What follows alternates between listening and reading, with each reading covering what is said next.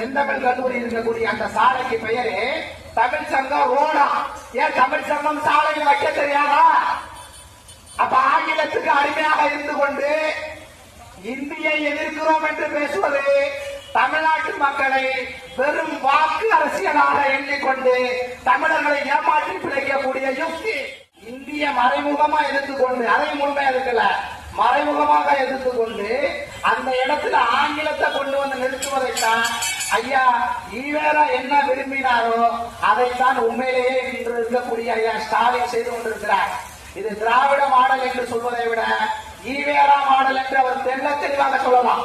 தமிழ்நாட்டில் தமிழே ஆட்சி மொழி, தமிழ்நாட்டில் தமிழே அலுவல் மொழி, தமிழ்நாட்டில் தமிழே வழிபாட்டு மொழி, வீதி எங்கும் தமிழ் வேணும்.